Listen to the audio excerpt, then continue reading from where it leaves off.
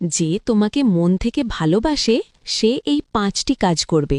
Number 1, সে তোমাকে সব সময় চোখের আড়ালে রাখবে। নাম্বার 2, নিজের সমস্ত গোপন কথা তোমাকে বলবে। নাম্বার 3, তুমি কোনো অপরিচিত ছেলে বা মেয়ের সাথে কথা বললে সে রেগে যাবে। নাম্বার 4, তোমার উপর রাগ একটু বেশি দেখাবে, কিন্তু তোমাকে আগলে রাখবে। খুব শখ আমার বদনাম করার, তাই না? শুধু মনে রেখো, বিচারকের নাম আল্লাহ। সেখানে কোনো উকিল নেই, মিথ্যে সাক্ষী নেই।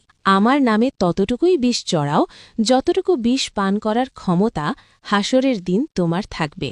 কারণ আল্লাহ আমার চোখের জলও দেখেন আর তোমার চক্রান্তও দেখেন। যে স্বামী তোমার শরীরের কাপড় খোলার অধিকার রাখে, তার কেন তোমার ফোনের পাসওয়ার্ড জানার অধিকার থাকবে না? অনেক মেয়ে আছে প্রাইভেসির দোয়াই দিয়ে স্বামীকে তার ফোন ধরতে দেয় না। আরে বোন, স্বামীর কাছে আবার কিসের প্রাইভেসি? মনে রাখবেন, স্বামী স্ত্রীর মাঝে প্রাইভেসি থাকা মানে দূরত্ব সৃষ্টি হওয়া।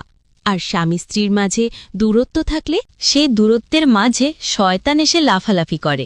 এমন স্ত্রী হয়ে কি লাভ? স্বামীর চোখ দেখে মুখ দেখে বুঝতে পারে না তার ভিতরে ঝড়।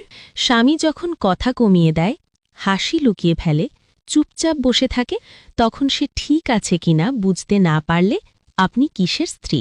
স্ত্রী মানে শুধু পাশে থাকা না, স্ত্রী মানে চোখ দেখেই বোঝা তুমি ঠিক আছো তো।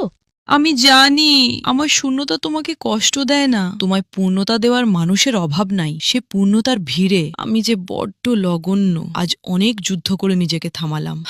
আর কোনো মেসেজ যাবে না, আর কোনো অজুহাত ডাকবো না। তুমি ভালো থেকো অন্যদের ভিড়ে। তোমাকে বিরক্ত না করাটাও যে তোমাকে ভালোবাসারই একটা অংশ। ভালো রাখার জন্যই তো ভালোবাসা।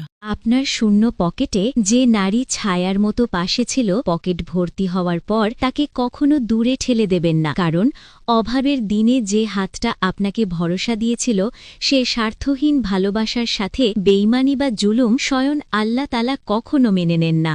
আল্লাহকে ভয় করো,